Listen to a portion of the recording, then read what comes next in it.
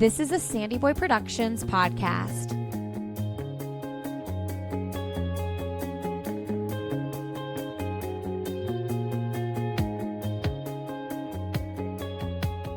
Welcome to Finish Lines and Milestones, a podcast that celebrates the everyday runner. I'm your host, Allie Bretnacher, and if you run, you're a runner, and every runner has a story. Join me every week as I share these stories and we cross finish lines and celebrate milestones together. This week's episode is brought to you by Previnex. Previnex creates clinically effective supplements that promote longevity, performance, and everyday health. I've been using Previnex products since February of this year, and the one I really want to focus on is their Gut and Greens superfood product. I was using another green that I spent way too much money on, and frankly, come to find out, that other product has a lot of unnecessary fillers.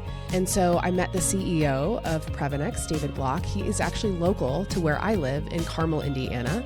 Even better. And he shared with me his passion for creating health, and they had just launched this Gut and Greens superfood product. I tried it, and every day since, I take it first thing in the morning. So the reasons you might take a superfood green is because it helps with anti-aging, supports digestion, immunity, longevity, natural energy, and overall health. For me personally, the natural energy is key. I have 2 young kids. I'm training for a marathon. I need all the additional energy I can get.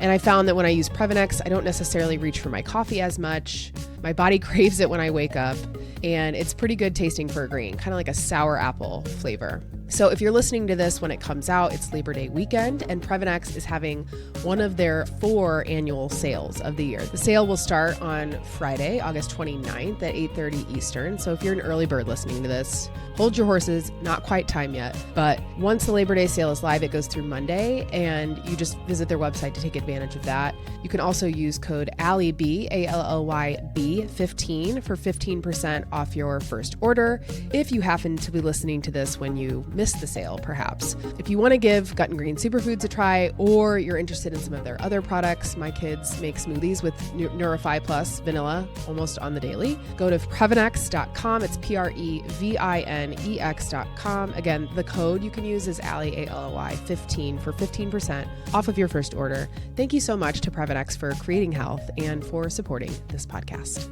This week, my guest is Logan Turner, and I've been wanting to interview Logan for quite some time. We've met a couple times out in the wild at various races. He was supposed to run the Carmel Marathon this year when it got canceled. He did the full MO, which is an ultramarathon here in Indianapolis, Indiana area, and I got to cheer him and his daughter Nora on there. But if you're watching this video, you can see I've got my Miles for Nora shirt on. A big piece of what we talk about during this episode is how Logan and his wife Bree, their daughter Nora, was diagnosed with Dup15q syndrome. It's a super, super rare genetic syndrome that they didn't even catch until she was almost 1. And so that story is certainly super interesting and really crazy. And so ultimately, Logan ended up running because of Nora. It was something that he found they could enjoy together. So first of all, you got to go support them. He's getting ready to run another ultramarathon in, just a week when this comes out. And he's raising money in order to help fund the therapies that they are able to do for Nora to give her the best quality of life possible. So if you feel so inclined, head to the show notes, go support him. There's also shirts you can buy as a part of that support. And if you're going to be at Prairie on Fire on Saturday, September 6th, keep your eyes peeled for them. Let's all cheer them on and give him and his family as much help as we can to have him go far. 75 miles is his goal. And he did a 50 miler this year. He's done half Ironmans. Logan and his wife Bree, they're just so inspiring. We tell the story about how they met, which is hilarious and so great. So I really know that you are going to enjoy meeting my friend Logan Turner. Welcome, Logan Turner. Hi there. Fresh off a work call, just jump right into a podcast recording. That's day in the life of technology, SaaS. You come from that space. I do. You understand it, that right. 30-minute calls are never 30 minutes. Very true. 60-minute calls are not 60 minutes, and everything's back to back. Yep. Trying to break that cycle. Yeah. Good luck with that. Yeah. Thank you. I'm sure a lot of people are trying to do the same. Mm-hmm. So did you ruck over here today? I did not. Okay. I came straight from daycare drop-off. Okay, so you drove a car here. Yeah. Because you live so close to the Carmel Library, you were telling me. I live maybe a tenth of a mile from it. Okay. So it is literally nice. across the street. That'd be really nice for me. I don't live that far. It's like 10 minutes. So I say the ruck thing because when you and I grabbed coffee, you wore your ruck and you rucked all the way. Like how many miles was that? Maybe 2 miles. Okay. Roughly. Maybe a little over. God, it feels so much further. So did you tell people what rucking is? Because I've heard the term, but I had no idea until we first talked about it, really. So I'll kind of tease at it a little bit. Okay. Because we can go deep later. Yeah. So rucking is essentially walking with weight is probably the simplest way to put it. It's definitely trendy right now. I was going to say. You can probably see a lot of people with, my wife included. She has the sand vest, I think is probably the best way to put it. That you'll see a lot of people starting to walk with backpacks or these vests on. I got a little bit more bougie into it with a brand called Go Ruck a couple of years ago, and they're purposely built for heavy backpacking. And I'm at this stage now in my life that if I'm going for a walk, I might as well just throw on some weight and turn a leisure walk into a workout. So check the box, get an extra win during the day. How many vests do you have? Do you just have the one, then you can adjust the weight, or do you have multiple? So I started originally with a chest plate carrier, things like what you would see in CrossFit. Okay. It was the lowest barrier to entry, very cheap, at least for the vest itself, not necessarily the weight. Yeah. After a couple long rucks, having the 15-pound weight on the front, 15 on the back, kind of hugs you a little bit too tight. So I decided to go to the formal rucking backpack. And with the ruck pack that I have, I can go technically all the way up to 75 pounds. So they have two different slots. So it can be, it's not a minimal effort, depending on how you look at it. That's crazy. It's it fun, is though. Really trendy. It is. I mean, it is a good workout. It's become one of my favorite forms of exercise, especially this time of year. In the area that we live in, it's great walking areas. So why not spend your time outside? Why not? Put a backpack on and stack up some miles. Yeah. Well, we'll talk a little later about Cool. the rucking that you've done, because you've done some miles, which again is for me wow, that's incredible. Because there's a lot of people now, just walking around the block wearing them. What kind of before we move off though, what kind of vest does Bree wear for people listening who might want to get into it? If you type in ruck or ruck pack on Amazon, it's probably the top choice that pops up. Okay. I don't think it's a specific brand. It's built more, I do know it's 20 pounds. Okay. But I do know it's more built or focused around comfort. Yeah, that so makes some sense. of these can be a little rugged. Yeah. That one's built for comfort so that you can actually go for walks and be comfortable and not just absolutely crushed afterwards. Right. So I'll link that in the show notes. Okay. And for people who have seen all these vests Jump on that everywhere, they trend. can finally jump on that trend. I don't own one yet. Yeah. I probably should, just because, but just to try it. My sister is really into it and says it's amazing. So. I love it. I'm a big advocate for it. Yeah. So where are you from originally, Logan? About 10 miles east in Fishers. So I've moved very little from where I grew up. You and me both. I'm on 116th in Cumberland. That's where I grew up. Wow. Do you have siblings? I have one younger sister, 5 years younger, who just moved down to Broad Ripple. Okay. A couple weeks ago. Nice. So was she out of state before? No. No. Okay. So you guys are you're here. She was in debate she's kind of in that stage where she just got engaged, but do we want to stay in Indiana? Do we want to move around? Do we want to pick up and go to Colorado, leave family, find a venture? But they settled in Broad Ripple. They made the right decision. So they moved a little bit further than I did. Yeah. to the wild, about wild 20 west minutes of away Broad from Ripple. home. I know. I did my time in Broad Ripple, and then I'm back in Carmel. Yep. Oh my gosh. And then where'd you go to undergrad? So I went to IU Bloomington. Okay. Loved it. Great place. Every place. I haven't been back in a while. It's not the easiest place for me to get to, but my time there was fantastic. Did you play sports growing up? How did you get into being so active? So I would say I was always the utility player, is I think the way that I look at life. But for athletics, it was you played football, you played baseball. growing up early days, when basketball, you guard the person who has the same colored wristband as you. You just get thrown into every single bit of youth sports. But I really focused in football and baseball growing up. That was kind of my sweet spot. I was always the kid who was, and I don't know if you'll remember this, but others in the audience might, especially in youth football, there's a certain weight limit that you have to have before you can carry the football and where you cannot carry the football. Like I was always athletic enough to carry the football, but if you hit a certain weight limit, there's a black bar that goes on your helmet that indicates like you're not a ball carrier. So I was like that, why they did it. And I don't know if they still do it, but that was very much a thing in my youth sports career. So I would say, you were too big or too small? Too large. And like you could be the worst thing I've ever heard. Like you could be, like I was a very athletic kid growing up. Yeah. Could play multiple positions, but because I hit a certain weight limit, like, sorry, if you intercept the football, dead ball. That cannot be real. Yeah. I hope it's not real because I don't think it sets the right message to kids anymore. But it was very much a real thing in my time in youth sports.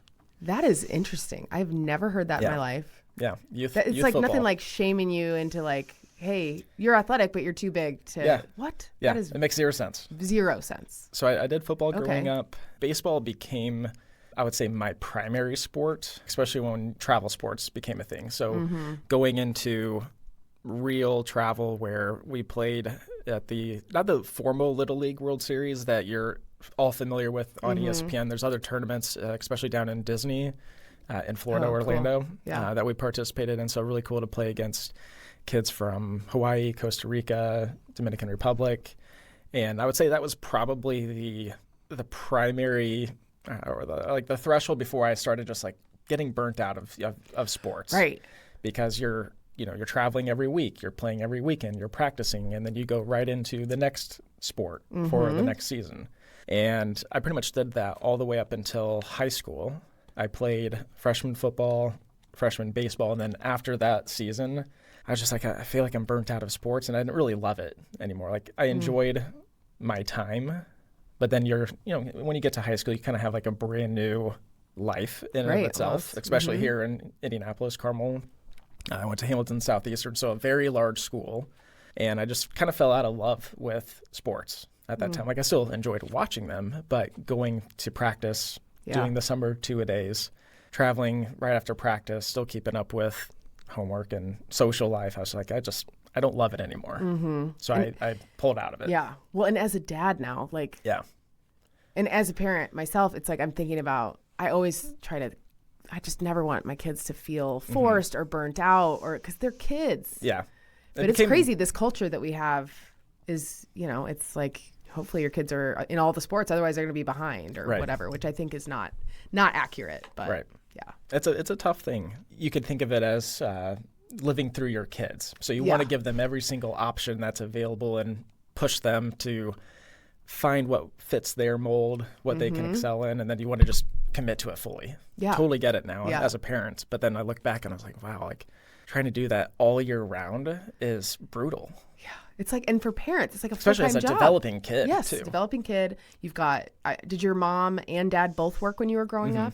And so it's like, I don't know how parents do that. I'm kind of at the forefront of it now with kids that are 8 and 4, but just looking at friends with older kids that are, traveling every weekend for sports, and it's just all so crazy to me. My nephews are in travel baseball too, and tournaments are starting on Thursdays and Fridays, and it's like, what are you talking about? Like, my job's not seasonal. Like, I don't clock out in the summers. I'm a teacher, so it's just very unforgiving. Yeah.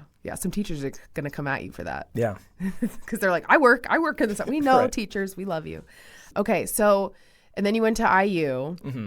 Were you still kind of falling out of love with sports? Yeah, when I went to college, I was not into sports. Obviously, I loved sports. I loved going to the tailgates. I loved doing all the social aspects to it, but I was not active in club sports or anything like that. Like I probably had a small hiatus where I probably let myself go a little bit, especially getting to college, my first real freedom. And I went to Ivy Tech my freshman year. So I went immediately to having an apartment across from Memorial Stadium next to, I think it was called the Village at the time.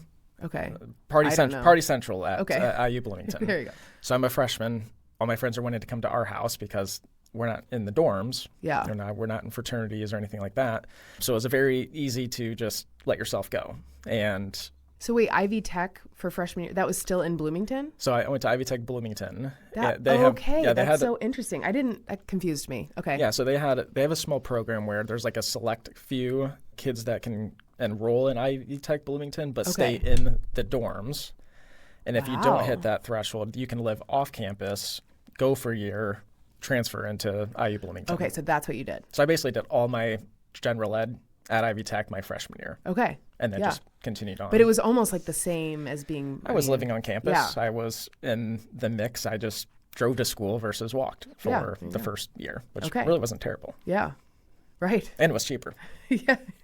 For the same price. Right. That's so interesting. I had no idea that existed at all. I actually think it's a cheat code now that I look back on it. Right. It really sounds like it. Yeah. Like you did it right. So, okay. So at this point, you talk about letting yourself go. And I saw a picture on your Instagram. I was like, that's Logan? Yeah. No way.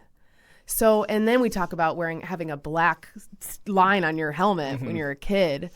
It sounds like just like being fat shamed when you're younger. Were you like a big kid from that point on, or were you just talk about kind of what happened there? Yeah, I would say I was always on the heavier side of like just my frame in general. I'm 6'2" now. I was always a taller kid growing up, but I was also more of like just those solid kids that you see growing up. Like they're not scrawny. They're never going to be scrawny, but maybe they're not just jacked by 15. Right. You know, should they eat too much, like they're going to get fat versus stay jacked or just stay skinny forever. Well, especially when you burn yourself out in sports. Yeah. Yeah. And I know when I played sports, I was linebacker, I was catcher, first base. So I was always kind of that power role in youth sports.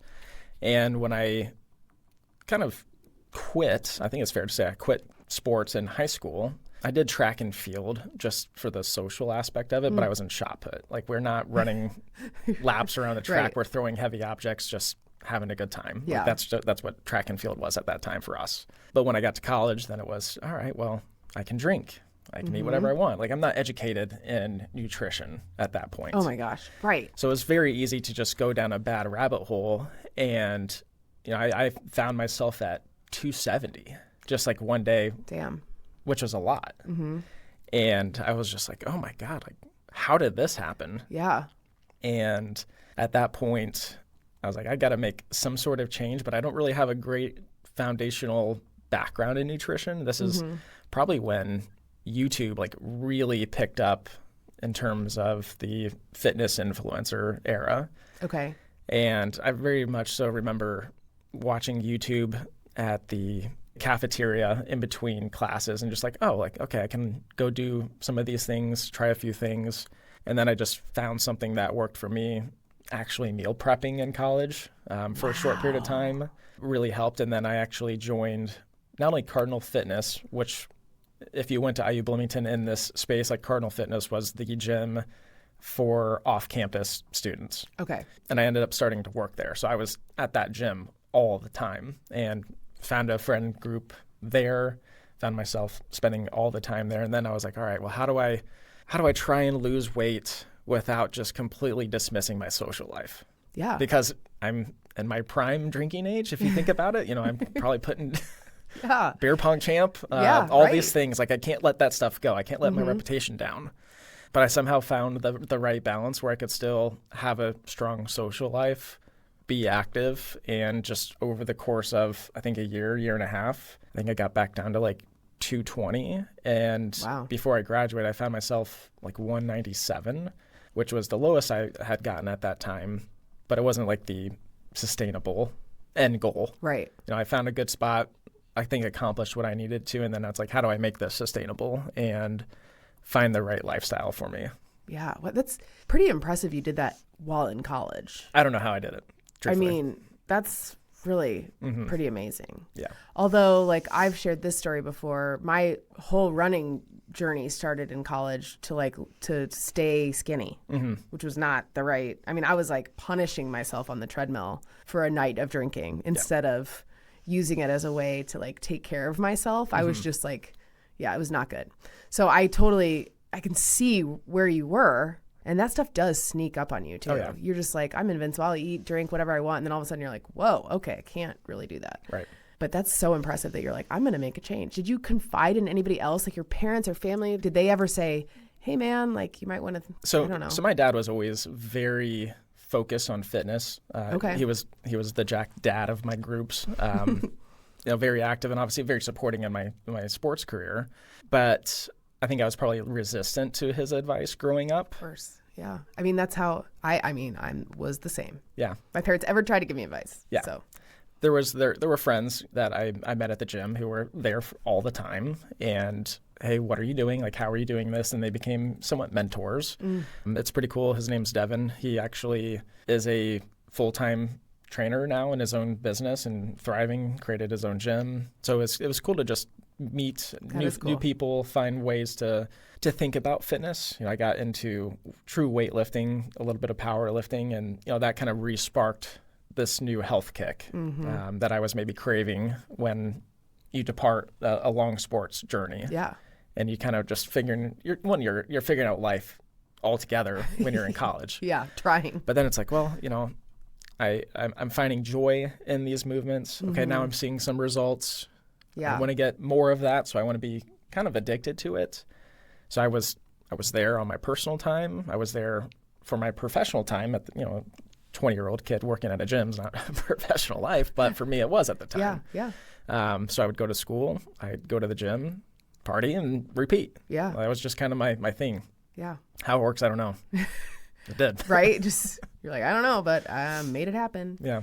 And what were you studying? So I went to school for kinesiology. Yeah. To begin. I had a friend who studied kinesiology. I obviously really found a passion for it. I won't go down the entire path, but I found myself with a barrier to micro and macro economics. It was just a subject in class that it did not click for me.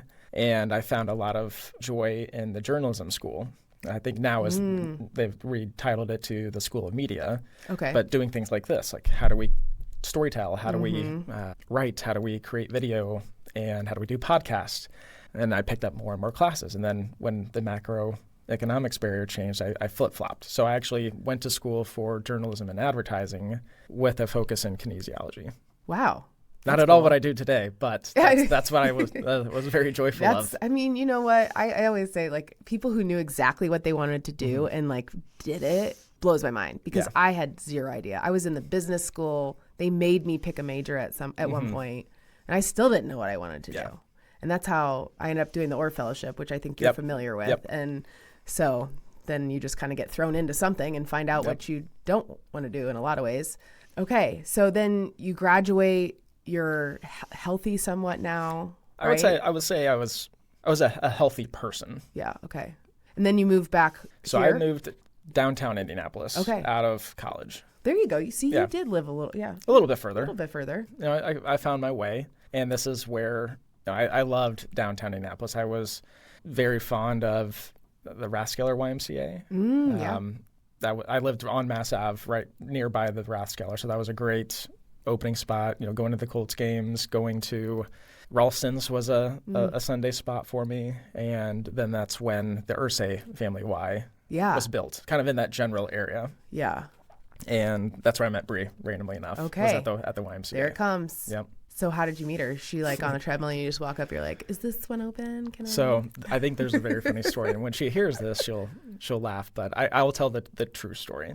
Good. That's what we like. So there was always this joke that I look like Zac Efron. You know what's really funny is I was thinking that. Yeah. That's really weird. So that's funny. Okay, continue. I think I'm older than him, so he looks like me, depending on who and how you ask it. But sure.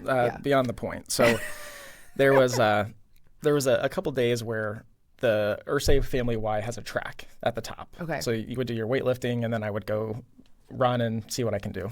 And my wife at the time worked with an old friend of mine who was her work bestie.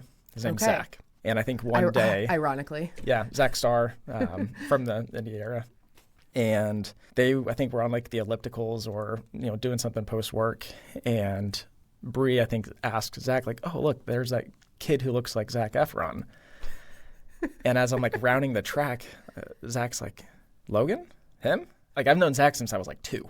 That's so and funny. it just happened to be kind of a running joke where we didn't really get formally introduced at that time, but that's where we became somewhat acquainted with one another. Right. And that's so funny. Yeah. And one of the other days, maybe following that, Bree was doing, I think, stair sprints to go up to the track and down. And I'm Jeez, Bree. I was like, what is this girl doing? Yeah. She's obviously has something she is trying to achieve. We're not just going through general motions on the machines or anything like that. And I went up to her and hey, what are you training for? And she was like, go away, kid. Bree's 3 years older than me. Yeah. And it was just, nobody wants to be hit on at the gym. And I went up to her. Yeah. I went up to her, especially in the middle of stair sprints. That's probably not the appropriate. Dude, I can't breathe. Yeah. Are you going up or down? Midway through, I probably broke her train of thought. That's so funny. We exchanged names, and then it led to, I'll see you in the sauna all of a sudden. And then it's all right, we'll go on our first day. And then I feel like ever since then, we've pretty much talked every single day. Yeah. So, meeting randomly at the YMCA, being introduced by someone I've known since I was in diapers who was her work best friend. How worlds collide, I don't know. That's pretty cool. So what did she do at the time? So Bree went to Butler. Okay. She played basketball for Butler. Oh, wow. Yeah, she's a heck of an athlete. She played overseas in Denmark and then found out that pursuing a professional U.S.-based basketball career was not her ideal choice. Mm-hmm. Being away from family, it's a pretty large commitment to try and tackle that. Right. So she came back to Indy, went into the indie tech scene, Tinderbox, Octave, Conga. Okay, we talked about this. Aptus, I think. I've probably met Bree, have I? Probably have. Indie tech's small. It is. I think everybody's worked with one another at some capacity of their time here, as long as you stay in the indie scene. Yep. And she's technically been with Conga now for, I think, 10 years. And wow. So she comes from professional basketball to tech powerhouse is what I'll call her. Yeah, she's tech got her powerhouse. Yeah. Wow, that's so... I love that that's how you met. I did not know that story. That's really cool. And how long have you been married now? Oh, God. Come on, you got to do the math. I think it's going to be 8 years. 8 years confident. Yep, confidently. Got it. So during this whole time, you're running around the track at the Y. At what point did you find the endurance side? Probably 2 years ago. So not even then? Then it was probably how fast can I run a mile? Okay. Not at all. Not at do all. I want to go for a run? Okay. Actually, it was flip-flop. Bree was very much so in her running phase. Okay. And I was like, I'll ride my bike with you. I'm not running.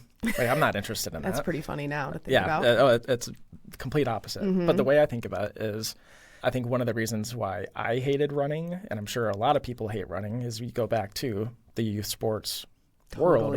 Running is ingrained in your system as a form of punishment. Exactly. Yeah. So I hate it. I was the heavier kid. I was never good at running. I don't want to run. I suck at running. I can't breathe. Yeah. Why would I want to go do that for fun?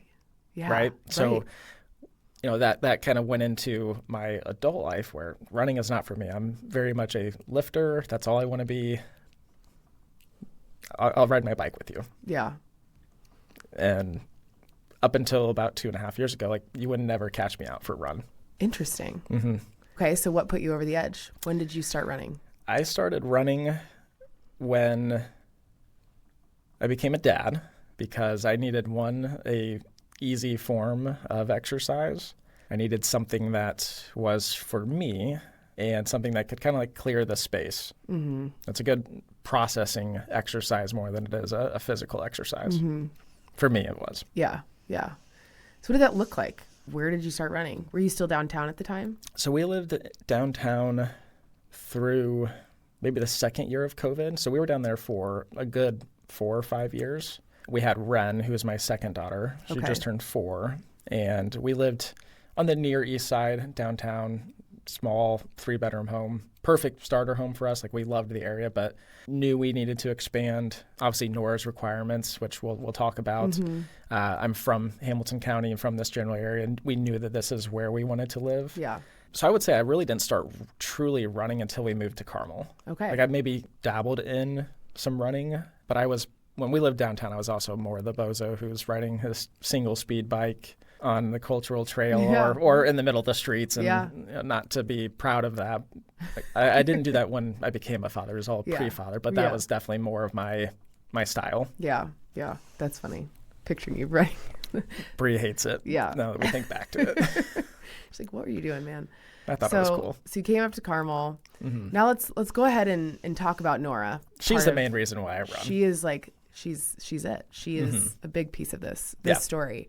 So, okay. So Nora just turned 6 on July 31st. Mm-hmm. Yeah. Did we know that? I don't think so. But when I saw your Instagram post, I was like, wait. That's the same. I got confused because I think you posted, I can't remember if you posted like the day after or whatever. I'm like doing them, yesterday. I'm like, what was yesterday? It's really close to Sydney's birthday. And so they share a birthday. Sydney just turned 8. Okay.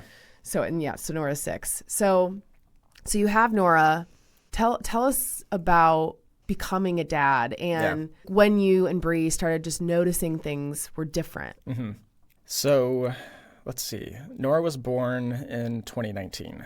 And, if everybody does the math, we've been married 8 years, Nora's 6. Like, we knew we wanted to have a family relatively quick. Yeah. We didn't know exactly what the end goal was for 2 kids, 3 kids, 4 kids, but we knew that we wanted to have a family fairly quick.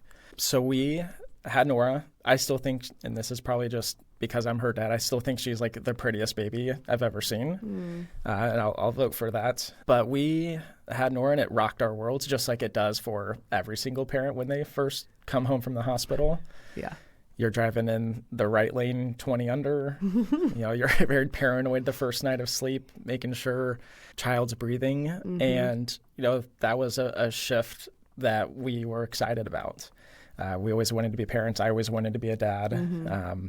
I didn't really know what it meant at the time, but I looked forward to it. Yeah. And did you come straight home from the hospital? Like normal, everything was like normal birth, came home? Yeah. Okay. So, we had a normal pregnancy and we came home. Life looked a little bit different because I think we hadn't started COVID yet. So this is still pre-COVID.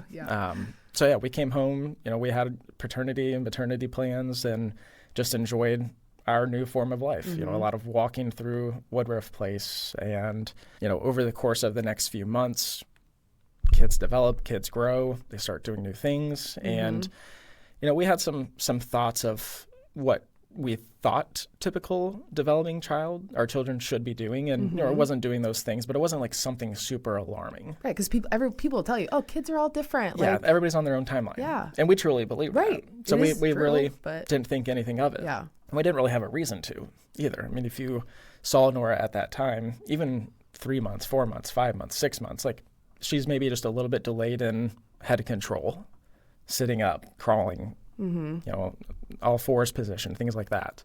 And then COVID started to take place and Nora actually went into an in-home daycare system, kind of in the downtown area as Bree went back to work. Okay.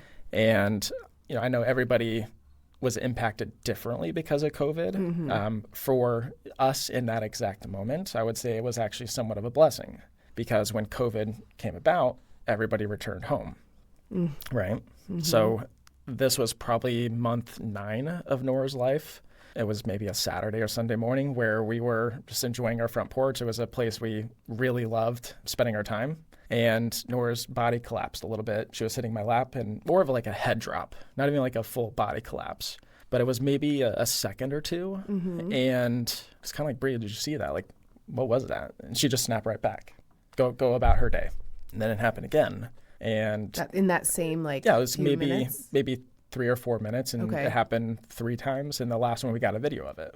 And we were just like, what was that?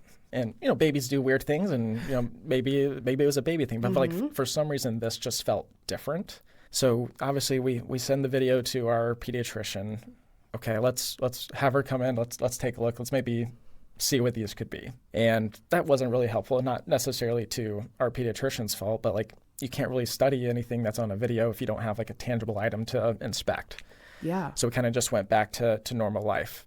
And then we found ourselves changing a diaper, for instance. We're on the changing table in our room, and then her arms would come up, and they'd extend for a few seconds, and then they'd go back to normal.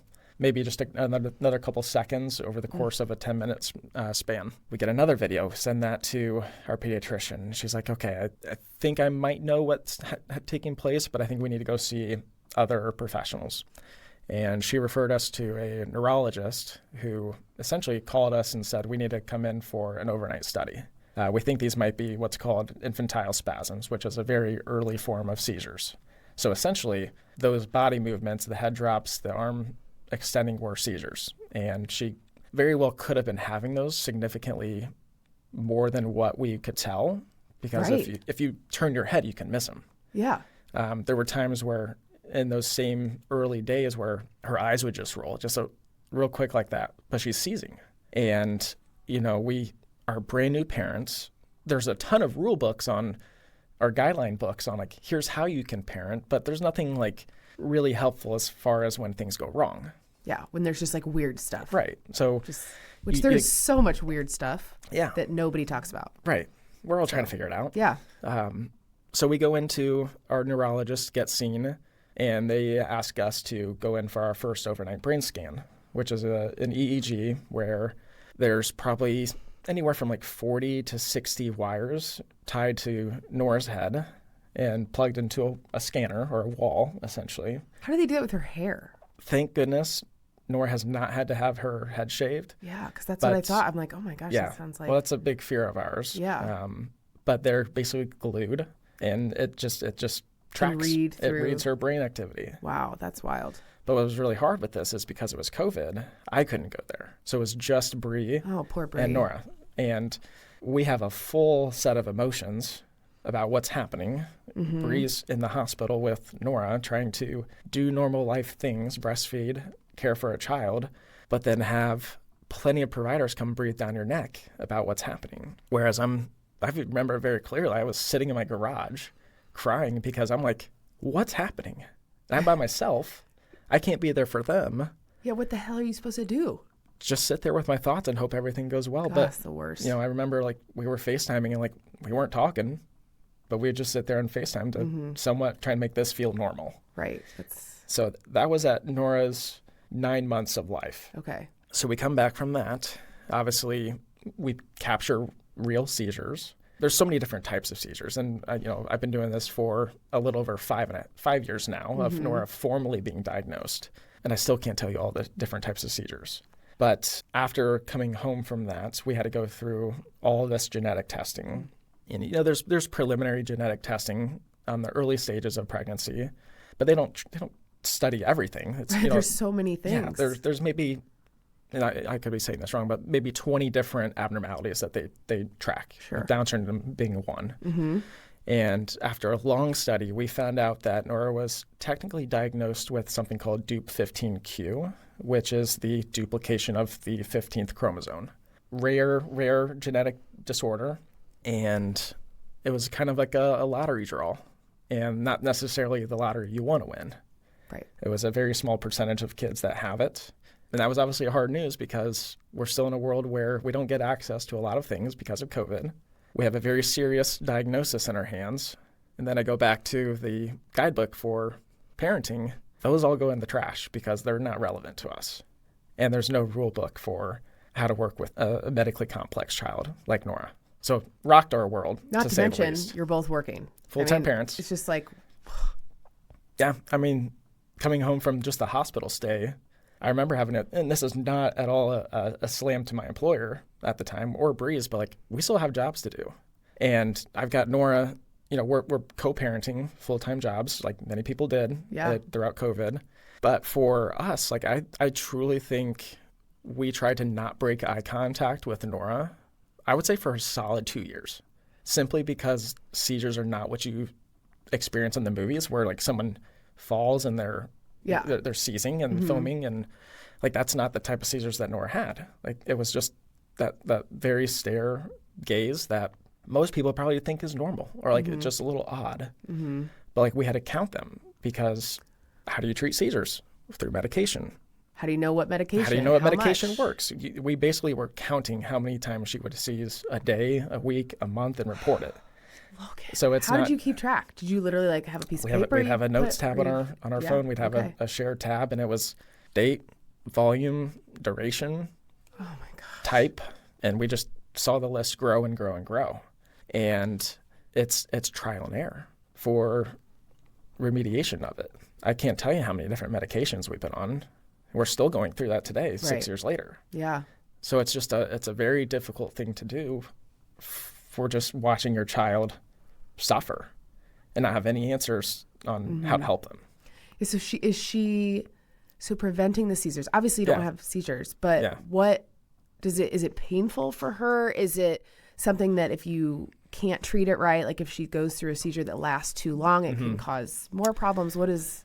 So Nora's nonverbal. So, her being 6 now, like she can't communicate these things to us, but no, I feel like I know her very, very well. Now I can't answer as to if they're painful, but based off of her reaction and her bounce back, I would say no. I'd honestly ask if is she even aware that she's having them. Right. Okay. Because Nora is very resilient, but there's been times where like if they're a little bit more serious and longer, like she needs to lay down, like she needs to rest. It probably freaks her out too if it's. Yeah, she gets extremely fatigued immediately after, as you would probably suspect. Like your brain's hyperactive and just crashes. It's almost like a reboot system, and Nora would lay down, but then once that period is over, she'd be back to doing her normal everyday things. Yeah. And the medication, is it like an oral medication, like a pill? Is it an injection? It's a combination. Like most kids, medication is very difficult to give. And that's why I'm even like Tylenol, it gets spit out. Yeah. So we've been on a number of medications that are oral, liquid-based, but I kid you not, there's one that I had to sign a waiver that she could go blind because of the seizure medication. And, those are some of the decisions I had to make at 27 at the time, because I had Nora when I was 26. Wow. So as a 26, 27-year-old, I'm making decisions on, is this medication worth the potential impact of her going blind in her peripherals? And thankfully, like, that never happened. And, we've tried that medication, it didn't work, and we moved on from it. Yeah. But that's been Nora's history with just seizure control. And, not to talk too long about medication, but like, the medical industry doesn't really care about preference for kids like Nora. I had to sprinkle pills. I had to break pills open and sprinkle them in her mouth in hopes that she will take them. And sometimes society will say, oh, well, why don't you just put it on applesauce and feed it to her? Do you really don't think haven't tried that or thought through that? Like, kids will spit out anything that does not taste good. Totally. But I'm also in the responsible hands of 80% of this medication is not going to do the trick. She needs 100% of it. It's like I need to have control to make sure she gets all of it. And if that's me somewhat prying open her mouth and making sure the sprinkles get in, like that's 100%. What I have to do. I have held down my child. It's my husband and I have like sat on top of our kid to get. You got to do what you got to do as a parent. Yeah. So there is. Fun. Yeah. It's like I can only imagine. Yeah. So we've been down that journey for 6 years, and it's something I hope we can one day be seizure free, but that's not a reality right now. Yeah. So, okay. And then Ren is 4. Yep. So at what point did you're like, well, we're still going to have our family. We're still going to, you probably asked the doctors, like, is this going to happen to our next kid? Like, what's the chance of that? What would that conversation look like? So we knew that coming out of marriage, we wanted to have a family. Having Nora was very difficult, still is in its own way, but we knew that there was still more to life than what we're living right now. And we knew that we wanted to also give Nora more resources inside our family. Yeah, that's true. So, we did our genetic testing. We knew that we were not carriers of Dup15q, but, there could be some scenarios that maybe, like, you just never know. Like, yeah, right. What's really tough is, I remember being in the ultrasound room and like, oh, well, it's a 99% chance that this isn't going to happen. I was like, well, we've already hit the 1%. Or so less than. So like that actually doesn't help me at all. I'd rather you say nothing. Yeah. Getting to have Ren was tough mentally, just praying that what we believe to be okay is truly okay. And I think it was until the amniocentesis that I can't remember, 16, 17 weeks into the process, we're just kind of on edge, like what's going to happen. Yeah. And thankfully her genetic report came back typical as we expected. And that's like the first time that we could breathe and like, okay, well, we have a healthy, I hate that word healthy because Nora's healthy, but we have a typical developing child. Yeah. And Ren was one of the best things that could happen to us because we saw what a typical developing child looked like from day 1 to she just turned 4 and starts pre-K. And it's just been amazing to have kind of two different forms of parenting. Yeah. With Nora, we don't get to share the same things that most parents have. Our journey is way different. Mm-hmm. But for Ren, it's also like, well, now we can go to the park. Yeah. We can go to soccer. We can open presents on Christmas with excitement, right? Mm-hmm. And that led to Dylan, our third kiddo, who just turned 1. So all 3 girls. And it's just like, all right, yes, our household is very full. Our attention span is, very allocated to our family. Yeah. We went from 2-on-1 defense to man-to-man, and now we're back in zone. But it's the best thing ever because Dylan just turned 1. She's walking. She's socializing. She's playing with Ren. Ren's playing with her. And Nora's very independent. Like, Nora likes her space. But Dylan is very interested in Nora right now. Aww. And I don't know if it's an energy thing. Like, Ren is very energetic, very social, very happy, but maybe a little bit too much for Nora. So they kind of butt heads a little bit. But Dylan, with maybe just her demeanor right now, just very curious and soft and gentle, loves going up to Nora and just patting her on the back and, maybe trying to poke her eye or something. But she's very sweet, and Nora appreciates Dylan. And as a parent, like, you always want your kids to interact with one another. Right. We didn't know what that would look like with Ren, with Dylan, all of them together. But it's nice that we have the right balance that we were craving for. And again, as I get older, it's nice to see them grow old together. Yeah. And I also think about life way down the path where, okay, Nora's got other resources to support her because we don't know what that would look like. Right. Totally. Mm-hmm. Totally. Well, I mean, it's very normal for the middle child to bother the older one, too, right. because that's a reality. I just picture, I have a 4-year-old, too, and I just picture that dynamic with Nora, putting her in the shoes of my oldest, and they just, they play and love each other, but they drive each other nuts. Yeah. So it's nice to have that kind of quote-unquote normal, dynamic. Yeah. And it's, what a blessing for Nora to have siblings that will care for her. And not only that, but can help other kids understand. It's a really important piece. That not everybody's the same. Yeah. And you and I kind of met through Ainsley's Angels, the organization that I have run with before, where I'm pushing somebody who has some kind of disability. And it just made me realize this is so important for my kids to see and understand because, they don't see that every day. Right. So that's pretty cool that Nora has these sisters that are going to grow up and knowing her and loving her and being able to help other people understand what that's like. Like, as you know, probably closer to 3 is when the questions just start firing all the time. And, Nora had just started walking not even a year ago. She's nonverbal. It looks way different when a 3-year-old is trying to interact with her sister and Ren's walking and running throughout the house and Nora's crawling. Yeah. Ren's asking all these questions, trying to play, but Nora's not responding.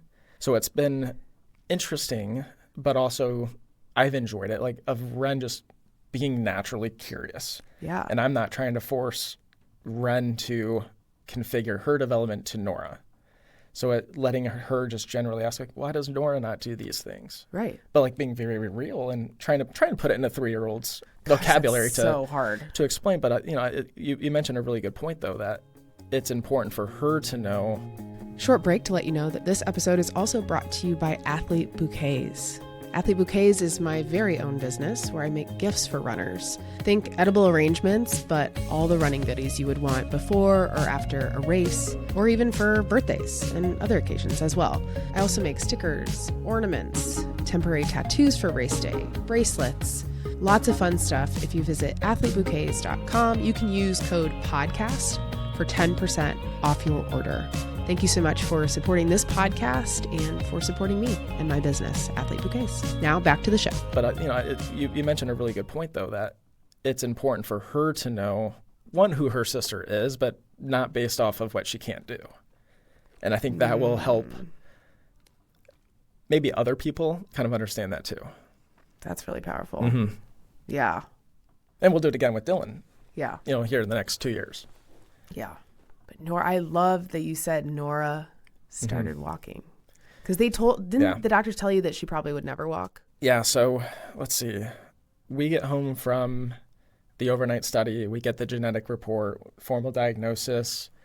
Okay, what's next? We were introduced to just a couple different therapists through First Steps, which is a program here that's available to kids. Started with PT, speech, occupational therapy. So like we flooded the gates with what Nora has access to, because at least with First Steps, like there's I think a 3-year cap. Once you turn 3, you kind of graduate out of it. And we needed some early intervention just to see what we need to be working on as parents, because caring for her just looks different now. Yeah. And we were introduced to a physical therapist named Maggie, who was wonderful for Nora. Really they all came to our house, which was great, and worked with Nora in her setting. And, those were tough things to do because Nora's being challenged in ways that her body doesn't know how, and her brain doesn't know how to respond. And throughout the diagnosis process, a lot of the providers are like, well, we don't really know what that looks like, because there's such a wide spectrum where kids could be functional, maybe not functional in society on their own, but they could be fully dependent. And that was a tough pill to swallow of like, what's that look like? Because Nora's turning 1, not doing things that 1-year-olds look like. We still are looking at childcare. Like, that's a completely different dynamic of getting someone to care for your child when you have to go to work. You want a date night. Like, those are just complicated. And then you add in seizures, and people are a little scared of that. And rightfully so. Right. Rightfully so. Like, I don't blame them for that. Yeah. But yeah, they were basically told us, like, we don't know if she'll ever talk. We don't know if she'll ever walk. And truthfully, I don't know what her quality of life will be like. She may be 6, but her brain might be 1. It may always be 1. It goes back to the rule book that those don't exist. You take it day by day. Yeah. And you do what you can. But the reason I mentioned Maggie specifically is she had kids of her own. So like she was our therapist for, I think, the first year of Nora's life, our life post-diagnosis day. And like she was just a huge advocate for us. And here's like the things that we should be on the lookout for. Here's other services that are available. Here's what you guys can do for play. Because again, like, we're parents, we want to play with our kids. Yeah. How do I play with Nora? She's not interested in all the toys that everybody else is. So she was a huge help for us, both in what we can do for Nora, but also kind of help set right expectations for how to think about life with Nora. And she's actually become a very close friend of ours, and like still sees Nora today. And she was a blessing for us. Yeah. And helped us get access to things we weren't aware of, like Medicaid and Medicare and state resources. And what does that allow us to do with care for Nora? I mean, it's a wide thing. I mean, I'm still trying to grasp it. I mean, I can't even imagine how hard that is to navigate. Not to mention money, like all the money stuff and insurance. And we could have a whole podcast just on that. Yeah, I could. We could have a whole podcast like 100 episodes. Just on that. I could talk forever on it because I'm still trying to figure it out. Yeah. It's that unclear. Well, yeah, and it's always changes, and so it's always changing. I thought I understood this. Now they changed it. Yeah. Right. Yeah. I mean, just insane. Yeah. So this might be a good time to segue into obviously what you're doing to help raise funds to continue to allow Nora to have the best quality of life, go to these therapies, because that stuff's not covered by your typical insurance. And I just love what you're doing to raise awareness. And so you are currently, a month out from, as we record this, Prairie on Fire, which is a backyard ultramarathon. So I'll definitely link to all that. We want to support you there. But what I want to know is, how did the running with Nora start? Yeah. When did you figure out that that's something you could do together, and kind of tell that story? Yeah. So we moved up to Carmel. Main reason why is, one, it's a beautiful area, but it's also very resource heavy for kids like Nora, and it's very accepting, at least in the school district. They have a solid program, whereas when we live downtown, IPS, I cannot trust IPS to hopefully have good care for Nora. Now things have changed since then, but to get into the love of running, that looks way different than it did when I was saying I hated running because it was a form of punishment. There's a lot of heavy thoughts with our day-to-day, and space is just sometimes the best way to go about working through that. And you're not going to get that space when you're squatting or bench pressing or deadlifting and doing formal weight training. So I was like, you know what, let's go for a walk. And then a walk became a run. And at that point in time, Nora grew a little bit older and started crawling at age 2. So had head control maybe not full body control, but I was also like, well, let's just get a running stroller and see what happens. And that was probably the kickstart to my journey now, where we did the Carmel 5K maybe 3 years ago. Okay. And excuse me, let me say the 10K. I wanted to challenge myself, the 10K. And I took Nora. Bree took Ren. I actually trained for it. It was hard. Like I still broke down like maybe 4 miles into it. I was like, all right, well, we've got something here. Like motion is a stimulus input for Nora, so it brings a calming sense to her. And like when sometimes our anxiety builds up, I'm seeking some form of stimulation. Nora can't communicate. Sometimes just going for a walk kind of helped calm the waters a little bit. So, she's getting a mutual benefit from it. I'm gaining from something of it. Why don't we do more of it? And then it was, we just picked up a cheap, free running stroller at that time. But as Nora continued to grow older, we're like, all right, well, this is going to be a little bit different because she's not walking. So she's fully dependent on me carrying her right now.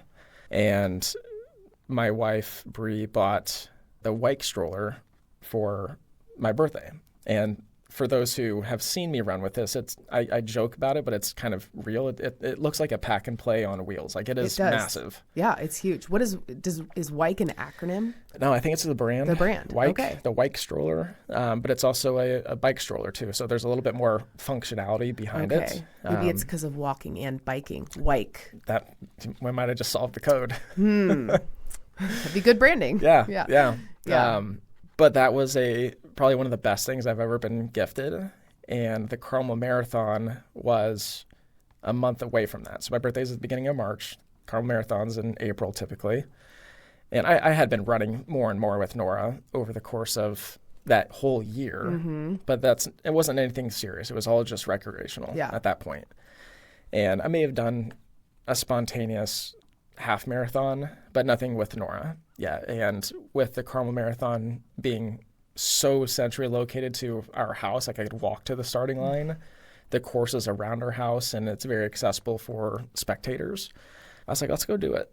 So I registered, but I also asked the race director to give Nora a slot. So I could actually give her a bib, get her name called, get her a medal. Yeah. And we grinded through it. It was hard. What year was this then? 23? This was 2 years ago. Okay. So 2023.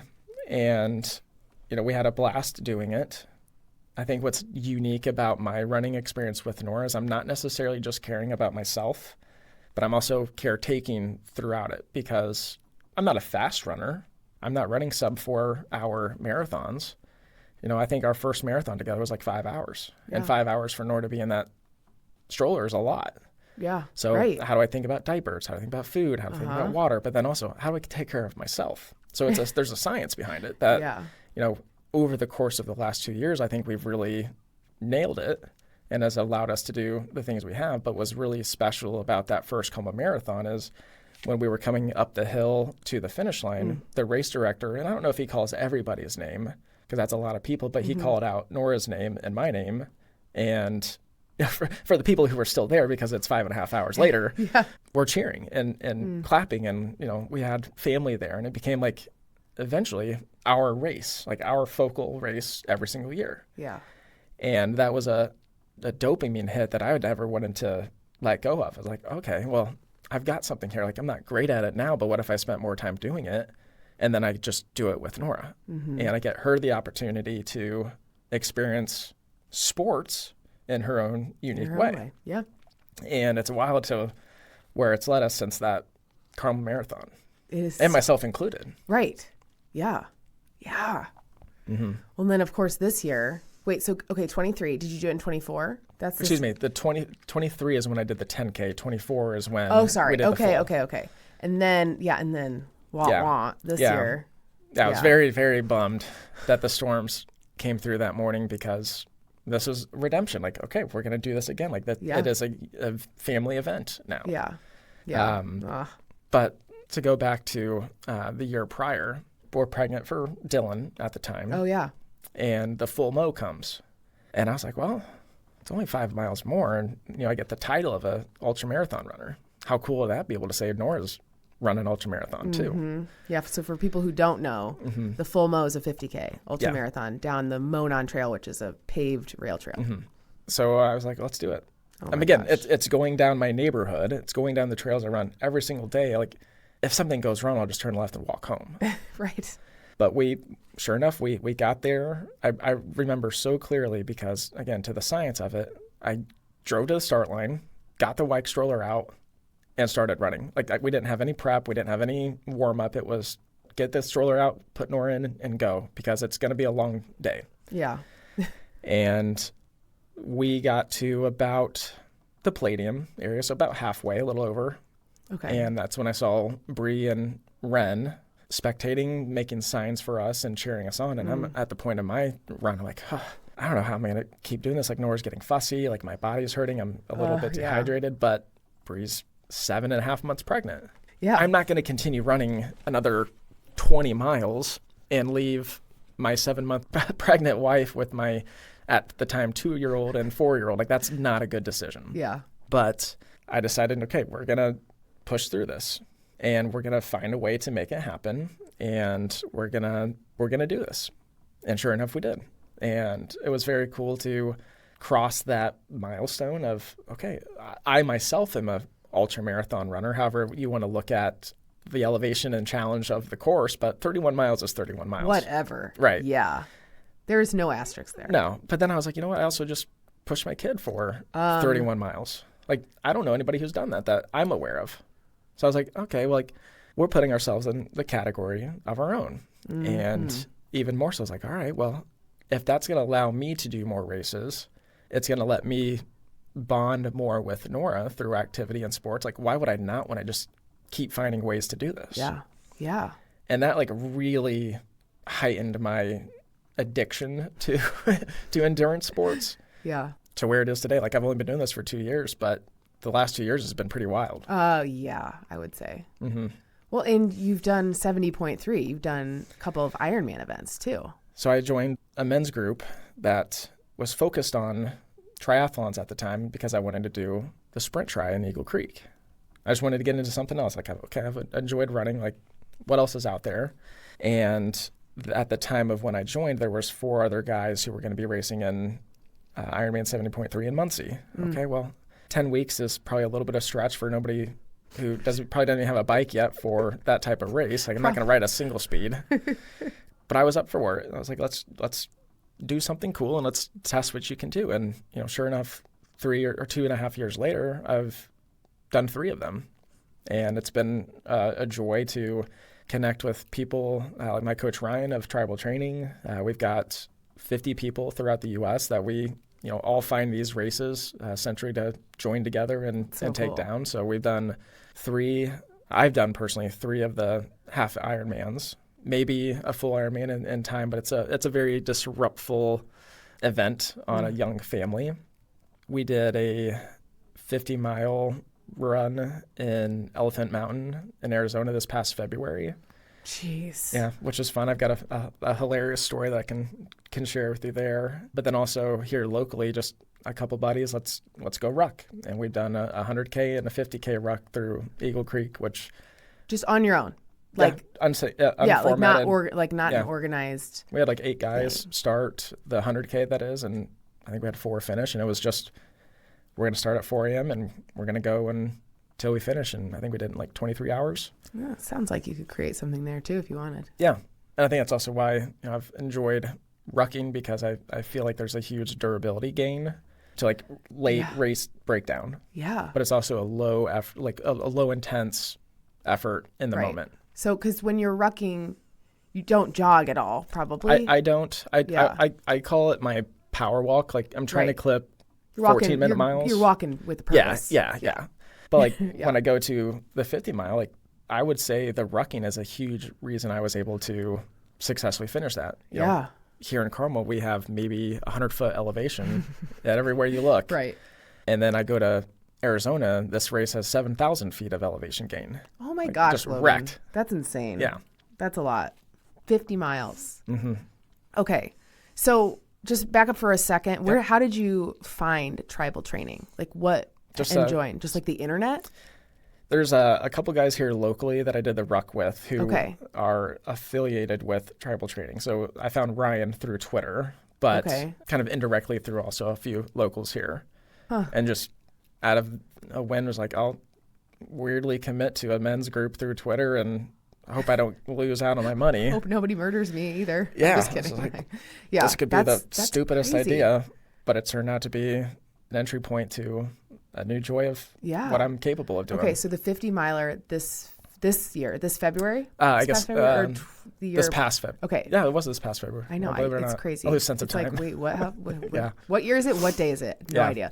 I feel you. So do they typically then have like an event or two throughout the year that they're like, hey, come do this if you can? Yeah, so we do a couple different team races. Chattanooga Half Ironman was the Half Ironman team race. I think they're going to do Ironman California this year. Okay. We do a long endurance event, which was the 50 miler. Okay. But then the Full Mo and the Prairie on Fire are also team events. So like we're very close with TJ. That's awesome. So like the Prairie on Fire, one of our teams is I think one of the 6 that were mentioned, like Fisher's, Geist, obviously MTC, but Tribal Training will also have like team representation. Oh, that's really cool. Yeah. Okay. Do they have like a home base? I would say our coach is based in Denver, Longmont formerly, but we're so scattered. That it just is everywhere. So, okay, tell me the funny story about the 50 miler. Okay. So my goal for this race was to finish, right? Like I don't know how to properly train for a 50 miler with 7,000 foot of elevation. And I don't want to be the last person because our original goal was to try and run this as a team. Like we want to have everybody start and everybody finish together. And for someone like myself who's a year and a half into endurance sports at the time, with people who've been doing this for years and years and years, I was like, I don't want to be the caboose, crawling and maybe failing at that. Sure. But sure enough, we got there. You know, I could tell you the full story, but where it gets really funny is at mile 40, just gassed at this point. Like I've taken in so much fuel that I feel like I could just vomit at any moment. But I've also been trained to like, hey, maybe that's not a good idea because I can just be so dehydrated. And you know, I'm at that time I'm by myself. You know, the sun just set, so I'm kind of in the middle of the mountains by myself, 40 miles in, a little bit delusional. And one of my buddies comes up behind me, and he's one of the pacers, and he was pacing an athlete who was behind me at the time because I chose to just keep going through the aid stations. Like I had so much fuel on me, I didn't really want to stop. Yeah. Because I was kind of flirting with some time cutoffs, but I was like, I just need to keep moving. Yeah. I'll see you guys when I see you. So they were running and, you know, ran past me, and I yelled his name. I was like, Zach, I need you with me. Like I'm really struggling right now, and the guys you're pacing are going at it pretty strong. Yeah. And we walked for maybe 3 more miles, maybe got to the mile 45. And I'm in such a bad place of just like, I want to get out type of thing. Like, and this is where the mind starts playing tricks on you, because I remember there's like little mountain signs that are like pointing this direction and that direction. And it was like parking lot, this direction. I was like, that sounds really nice right now. Like, just take me to the parking lot and just, hey, I'll take a DNF 45 miles. That's a great effort. Yeah. But that was the aid station 5 miles back. So I would literally have to pass my team to go back to it. And they're like, that's not an option. So we keep walking. I'm getting slower and slower. And then my coaches, they were called the sweepers or the Grim Reapers, where they were like, we're going to pick up all the team who's still running and make sure we're pushing forward. And my coach will laugh at me at the moment, but I was in such a bad place. And he comes up to me. I was like, please don't try and fix this. Like, I'm just ready.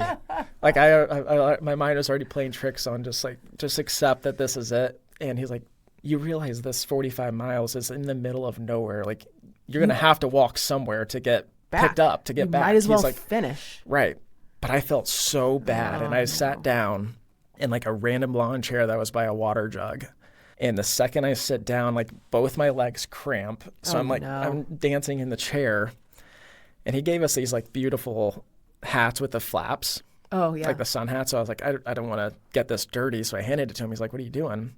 And, you know, I was cramping, so I do a bonehead move. I just take a salt pill, break it open, and pour it in my mouth.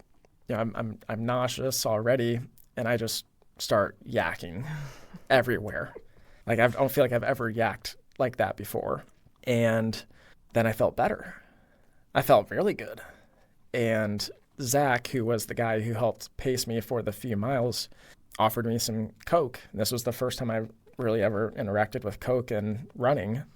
So I took a few sips. I was like, oh, my stomach feels better. Like I feel like I can actually be a human again. And we knew that we had 5 miles to go and maybe like an hour, maybe an hour and 15 left. But like it was a very slim chance that we were going to finish. And sure enough, I stood up and we just kept walking, and then we power walked. And the reason why it's funny is I had my friend Zach carry the 2-liter the last 5 miles of the race because that's all I could take. You're like, I am not going to be without that Coke. No, he carried it like a football, and it was like a true champion. Did it spray every time you opened it? It did, but at that point, like I'm already gross enough. Cares? Yeah, like I've got do not care body fluids probably all over me at some point. Yeah. But we finished it with like a minute left. That's amazing. It was a great story of redemption of, hey, just sometimes Coke's all you need and fight through it. There is nothing like a regular Coke. I recently bought a small 6-pack and it's sitting in my fridge, and I finally broke one open because I was obviously going through my history of life. Like I don't drink calories. Like I don't drink calories. I mean, what a waste. Yeah. But then I was like, I just had a nice run. It's hot and humid. Give me that 12 ounce of Coke. Yeah. There's Tracy Hunter has been on this podcast previously, and she's kind of like known for her post long run Coke. Yeah. And so she's the one who influenced me into like trying it. And because I'm not an ultramarathoner where I've had one somewhere out on a course, but gosh, I'll go through a drive-through somewhere and get a big ass Coke, and it just hits real nice. Yeah. So I've been trying to train because obviously we're doing the Prairie on Fire next. Yes. So actually, let me share a little bit of history prior to that. Yeah. Because obviously the ultra space here in Indy is small. Mm-hmm. There's no big formal events outside of what TJ's created with the full Mo, being kind of I would say an entry level to the ultra space. Yeah. But it's just a beautiful run. So we ran that, Nora and I ran that again this past year, and we knocked off almost 45 minutes from last year. Wow. But what was really special about that is Nora started walking in November of 24. And I was like, you know what? We've got an opportunity here where I want Nora to walk a finish line now. So she's not only running the events, but she's going to start walking. So let's have her walk the finish line. And we did the Indy Mini right before the full Mo. And that was like the first race that obviously we ran it together. You were at Ansley's Angels.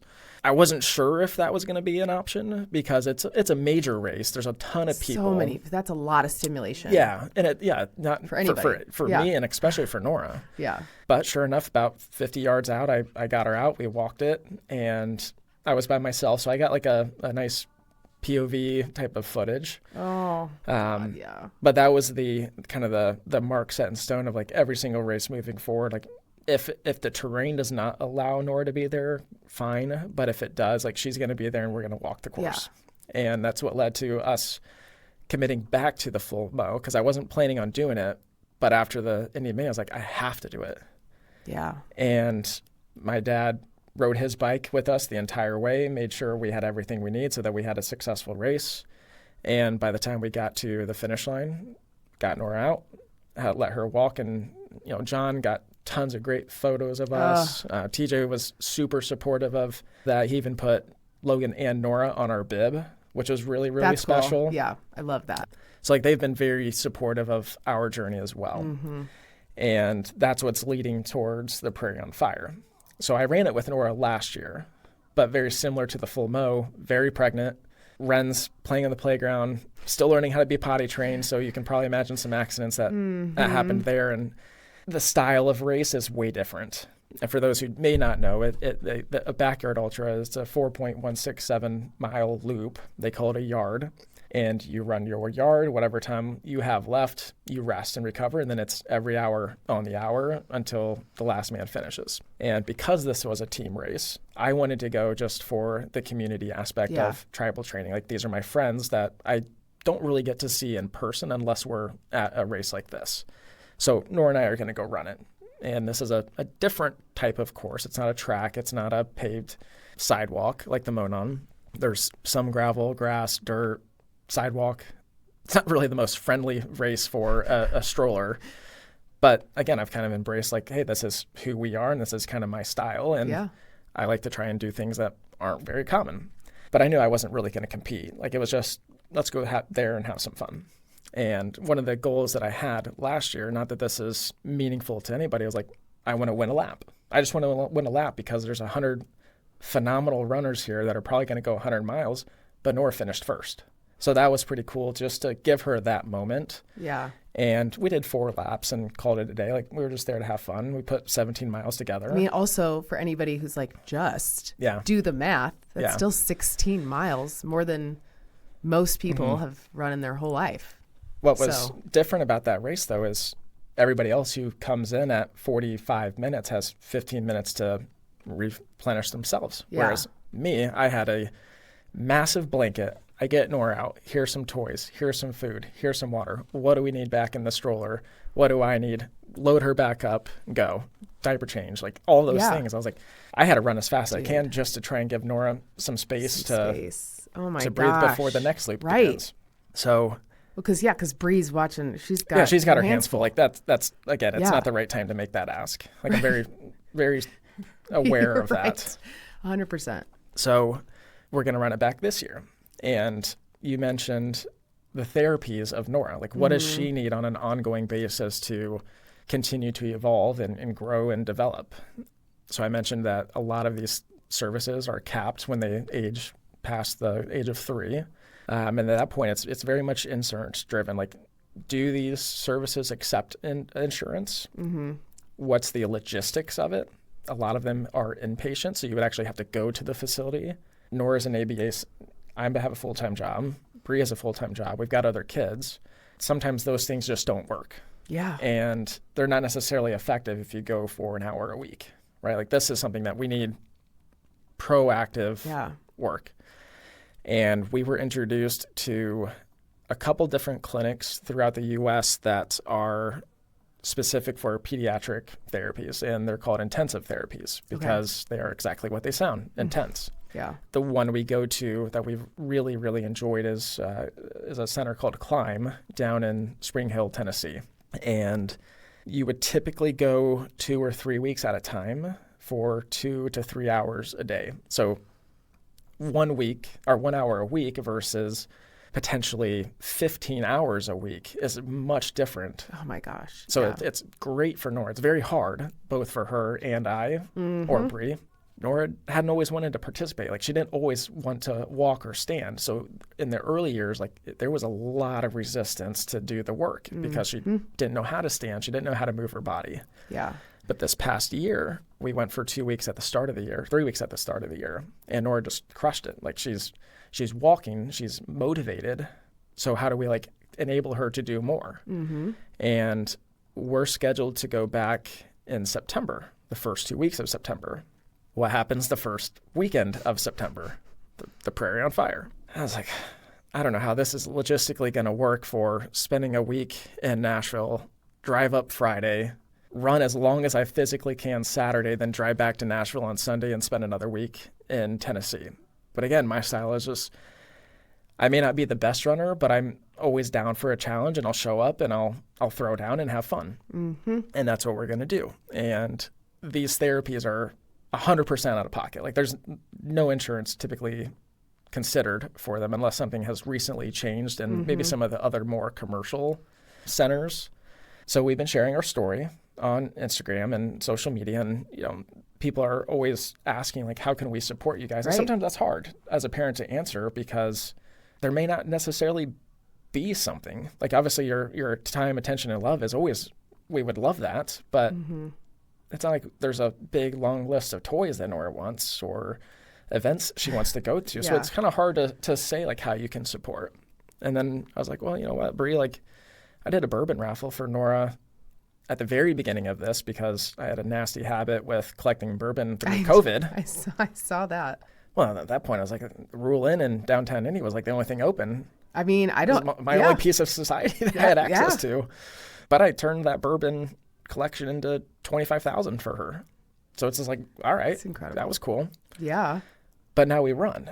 So how do we maybe create some form of a fundraiser to fundraise through running for next year's therapies. Like, why not? Yeah. See what happens. Yep. And that's what allowed me to really make a big commitment to the Prairie on Fire this year, is to see what I'm capable of doing with Nora in the mix. So I'm still trying to come up with my race day strategy. Yep. But Nora will be running with me, not every lap, but maybe like every 3 laps is, early on what my strategy might be. Yeah. But a lot of my training is centered around running with Nora. Like, very rarely will you see me, maybe because the last 2-3 weeks has been dangerous if I were to take her out. But most times you will only see me running with Nora. Yeah. Mainly because I just prefer it. I feel like I'm a better runner pushing her stroller. Yeah. Why that is, I don't know.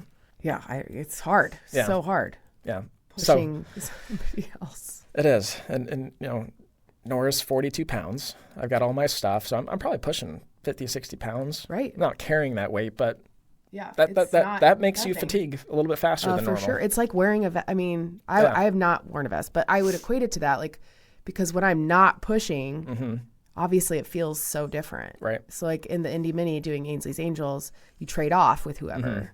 Well, now, like you experience already, you're doing it all. And it's a lot different. Yeah. Yeah. Going out, and I pushed Sydney for 11 miles and you saw that. You're like, it's going to be an adventure. And that it was. Yeah. And it's like, you're not in control. Yeah. Really. So you got to attend to the needs of your kid too. And thankfully, Sydney was happy listening to music. But it's like, I mean. It always kind of goes back to like toy rotation as kids. Like sometimes you should stop buying toys and just take a few away and then bring them back a week. I should do that. But like that's part of my race day strategy. When I have Nora, it's like, okay, like what do I need? But also, how do I entertain Nora to withstand being in the stroller up to 5 hours without just having a meltdown? Yeah. Can she watch stuff? Does she watch stuff? So I use that as like a last scenario. Yeah. Because if I start with it, obviously the attention can just be over. Right. Totally. So I try and go as long as I can without music, just by toys and snacks. Okay. Then I break out like just music that I would want to listen to, that she will listen to. Okay. And then we bring out the iPad. Yep. And that's kind of like the phases. the final straw. Yeah. I was just thinking like your race day strategy. I'm already like, okay, well, I want to come spectate. I want to bring my girls. Like, can we like be in your tribal training tent and like help in some way? Like, I could definitely use some crew. Right. Some crew and motivation is always welcomed. So think about that. Okay. And how, not just me, but maybe other people listening to this who now have heard your story and they're going to be there spectating or supporting, like how that could look. I know it's hard sometimes. It's like, well, I don't know. I don't even know what my strategy is. So how am I going to tell you how to help my strategy? Yeah. Yeah. But I'm still preparing it, but honestly, for these style of races, like vibes are everything. Yeah. And really in any race, like when you find yourself starting to hurt, as long as you have like high energy, like you'll be able to keep carrying on. But then also like an extra set of hands here and there go a long way. Yeah. But yeah, the race is in Noblesville. It's September 6th. There's a park in the middle of it, so there's a huge playground for kids. Like it couldn't be a better family event. Yeah. Truthfully. I'm having FOMO. Yeah. A lot. Because TJ, you could sneak in there. I know TJ would let me. I know he would. That's the danger. Yeah. But yeah, another woman who I interviewed for this podcast, Katie Barrett, will be there. So I'm hoping to get both of these episodes out before so that people can support both of you and everyone else who's running, because it's such a cool idea. Like the idea that you're putting yourself to the test physically and mentally just to see how far you can go. Yeah. In a perfect world, I would love to get to 75 miles, which is 18 hours. Like, so many things have to go right for that to happen. Does Nora sleep in the white stroller? She can. Okay. Because of the setting of this, I'm going to have an RV over there. That's smart. So I'm going to rent that. So, my dad will help outside of Bree. I'm trying to ask for like other family members. I totally get it, because she's like, okay, well, I have the 2 others. I'm planning on coming in at like 48 minutes. Yeah. 12 minutes for me to like maybe do the things I have to do, like maybe help with medication, like get her situated. But hey, Dad, I need you to take her to the RV and get some rest and play and eat, do your thing, and then come back with me in 2 or 3 hours. Right. Yeah. Let's skip a few yards, let her rest, and then. Yeah. Yeah.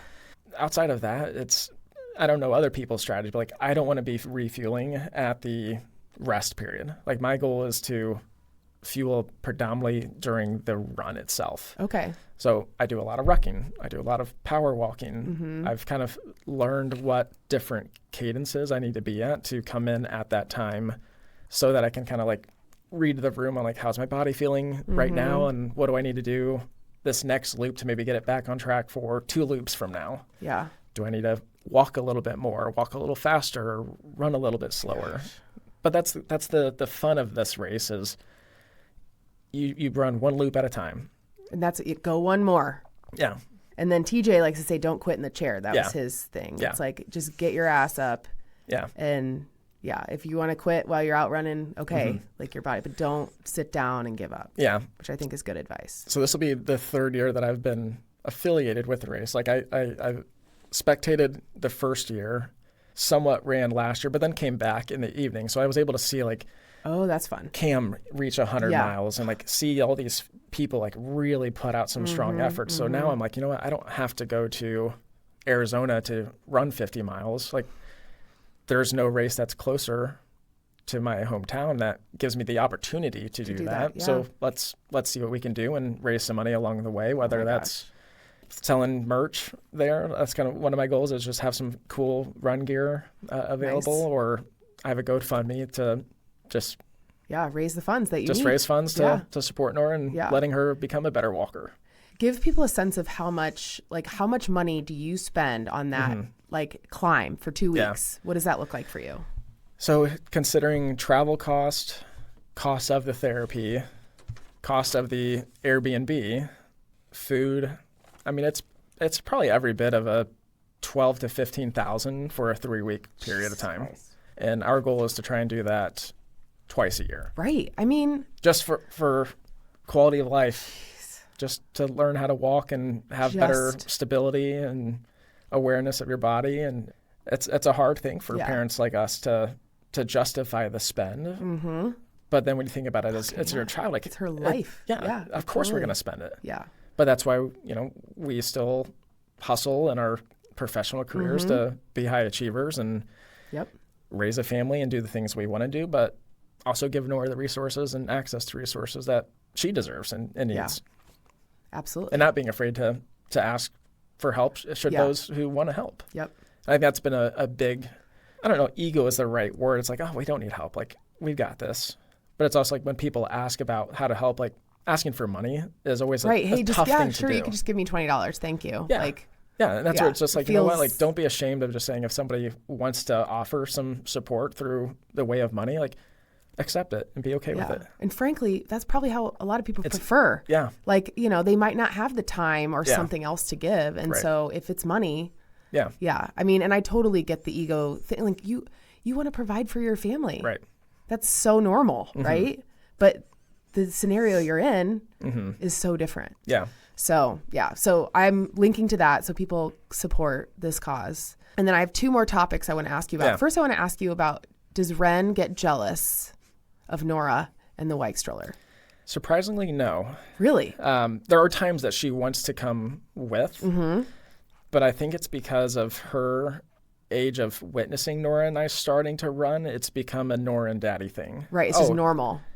It's like, oh, Daddy's going for a run. Okay, is Nora going? Like, it's just become associated like that. Yeah. Now, there's definitely times where I think this is just the competitive nature of mom versus dad. Like, sometimes like, well, I want to go with Dad.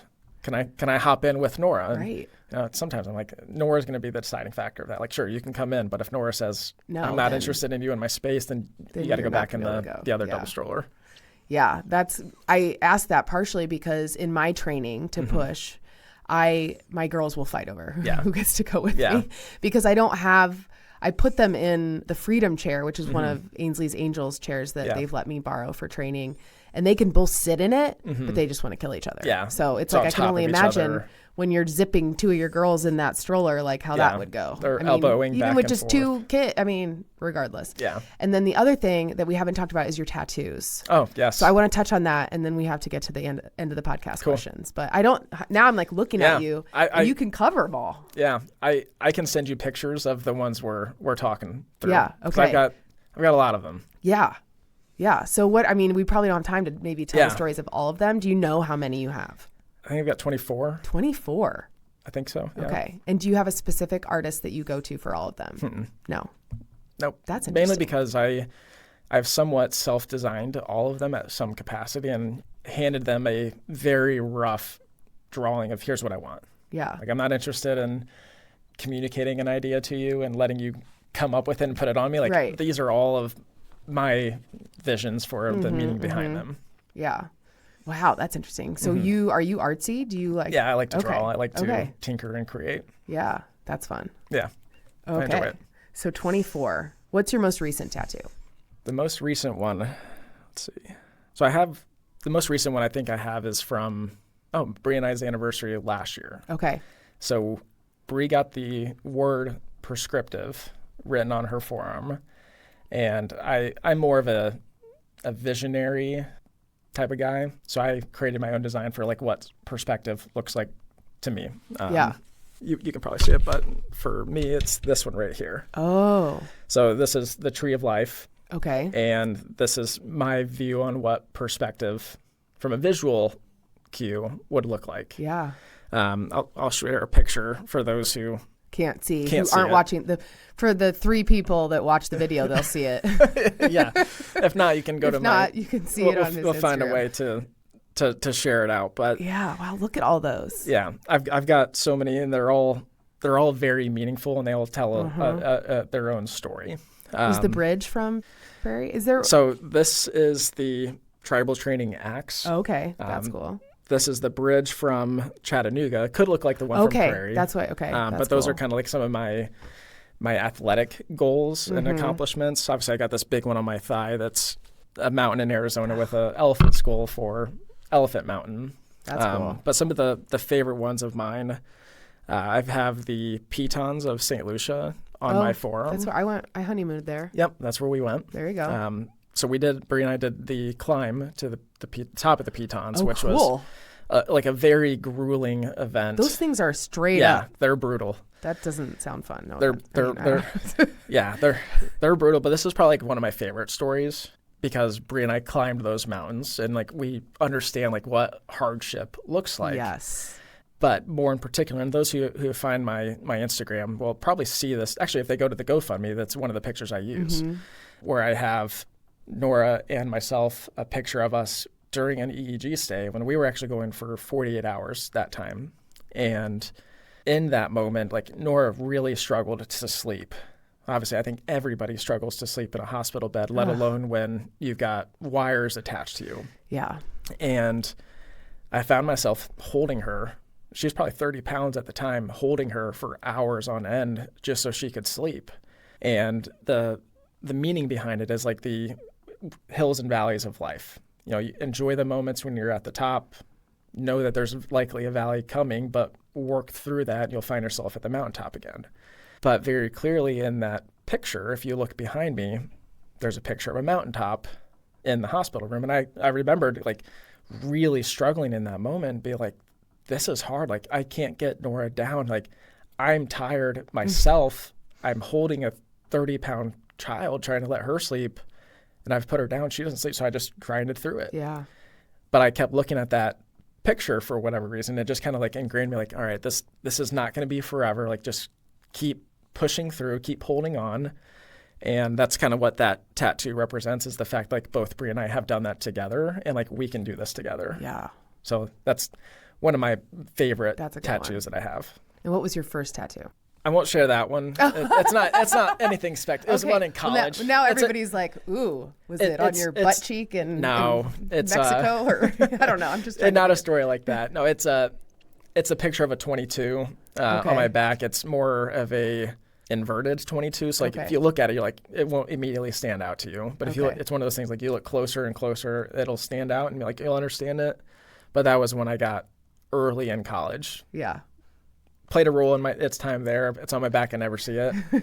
But my first tattoo is actually probably you won't be able to see it here, but it's kind of on my elbow area where it's a fire tower in Brown County, Indiana, where Brie and I got engaged. Yeah, that's cool. Yeah.